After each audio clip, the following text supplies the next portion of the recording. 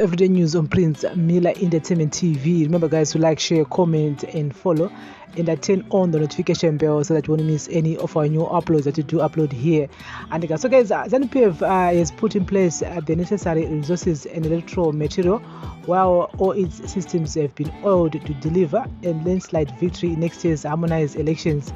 President Mnangagwa said, after being anonymously endorsed as the ruling party sole presidential candidate for next year's harmonized elections by the 7th ZANU-PF National People's Congress in Harare yesterday, the president put his opponents on notice, at the same time promising the electorate that his party would continue delivering on its promises to transform Zimbabwe into an upper middle class economy by 2030 in fulfillment of his pledge to deliver development that leaves no one and no place behind. President Mnangagwa's policies and philosophies, the ZANU-PF Congress is running under the theme building a prosperous Zimbabwe, leaving no one and no place behind. The Congress is a culmination of a series of democratic processes that the ruling party has held this year, and its convening offers the party yet another platform to renew its commitment to the people. Collectively, as delegates at this Congress, we pronounce our party's readiness to yet again win another mandate to govern our beloved motherland, Zimbabwe, during the upcoming 2023 harmonized elections. Under our watch, ZANU-PF will continue to govern this land of our forefathers. Nyika yechipikirwa ilizwe labo koko betu.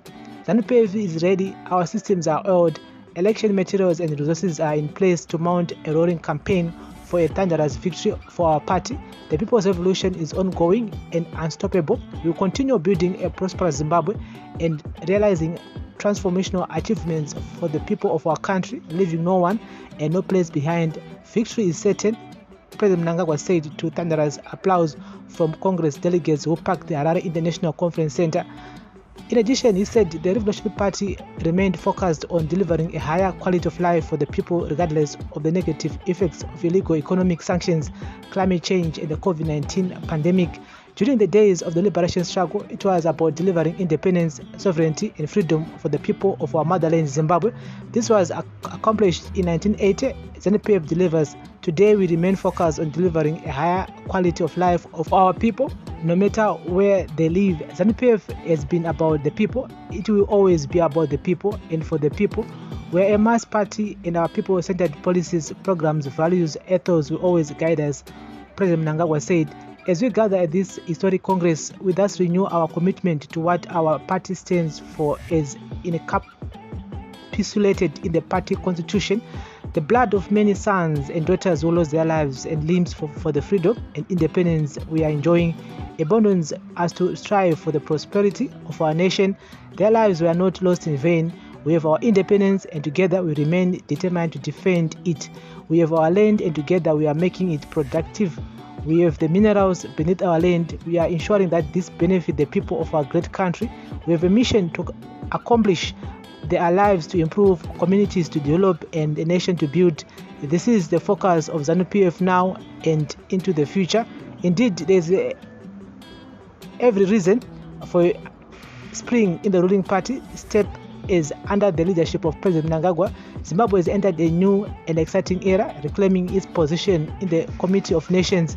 In this regard, the President outlined some of the developments his administration has rolled out in the past 5 years. This includes macroeconomic stability, containing the COVID-19 pandemic, creating employment and lifting thousands out of poverty, transforming the agriculture sector through programs such as Fumvudza, Presidential Input Support Scheme, mechanization, and climate proofing agriculture to achieve national food security, on course to realizing a $12 billion mining economy by 2023 from $2.8 billion in 2017, introducing the commodity reserve in gold, diamonds, and platinum for the first time in 42 years. Through engagement and re-engagement, the number of airlines to Zimbabwe have shot from only 3 in 2017 to the present 17. Rehabilitation and construction of infrastructure in every corner of the country using our own resources, with the Bedbridge Mashingo Highway being a shining example of local talent, upgrading the energy infrastructure to end power cuts and meet the rapid pace of industrialization and modernization, road, dams, schools and clinics being constructed, with the signature project being the completion of the Lake Ngwai-Shangani that was conceptualized in 1912, where construction started under the Second Republic. Modernization of ports of entry, with the Bedbridge border post now the most modern on the continent. Zimbabwe is host to the Museum of African Liberation, which is under construction, honoring the country's heroes and heroines through construction of statues such as that of Mbuya Nehanda in Harare and Father Zimbabwe Joshua Nkomo in Bulawayo. Our Revolutionary Party is certainly improving the living conditions of the people of our great Zimbabwe, while enhancing their right to be part of the national development discourse. Chalachingwe Achiskwani Inda. From Zambezi to Limpopo, Plumtree to Mutale, let us all continue building a prosperous Zimbabwe, leaving no one and no place behind, President Mnangagwa said. Further, the Second Republic has created space in the science and technology sector, resulting in an unprecedented innovation culture among learners at tertiary institutions under the Education 5.0 model. This heritage-based Education 5.0 philosophy is spawning trailblazing invitations and startups from innovation hubs and industrial parks established within state universities. The ripple effects are positively impacting on our rural industrialization system in the quest to realize increased incomes among our grassroots communities. In keeping with our mantra of leaving no one and no place behind, similar support will be extended to privately run institutions of higher education such as Africa University, Solusi University, the Catholic University, Reformed Church University, and ZEGU, among others. As the People's Party, we are creating an enabling environment for the people of Zimbabwe, especially the youth, to realize their full potential. Those with talent will continue to be supported and rewarded. The people-centered policies of ZANU-PF are propelling sustainable empowerment, wealth creation, and inclusivity among the youth and women, as well as the disabled, said the president.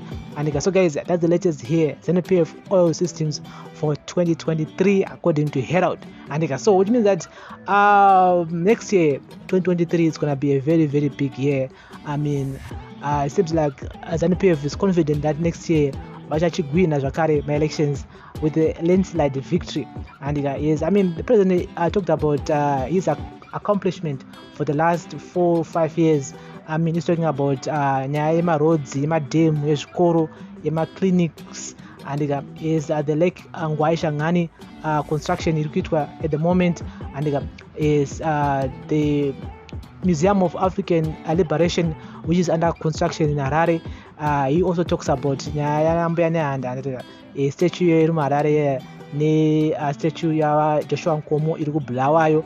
He also talks about nyaya ku-upgrade energy infrastructure and to end power cuts. For the last 4 or 5 years, Mr. President, you haven't done that much against Achirungwenda. And he's talking about nyaya engagement and re-engagement. Nyaya yendege dzakupinda muZimbabwe, Harare, of course. He's saying that in 2017 panga pane 3 chete, but now kwane 17 my airlines were flying from Harare to South Africa, Harare to Botswana, Harare to Ethiopia, I mean from Harare to other countries. The biggest point he said was creation of employment and lifting thousands out of poverty. Ipapo ndopane nyaya yese, and is vakuti vakagadzira iwo employment, and the men lifted thousands out of poverty in a country whereby it's almost like 15 million Zimbabweans.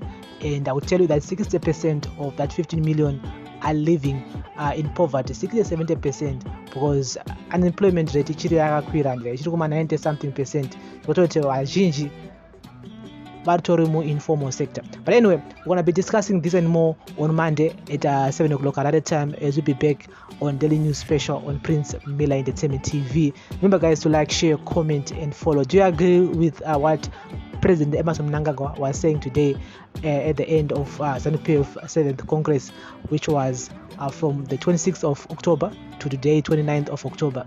And I did tell in the comment section, remember to like, share, comment and follow. Bless up.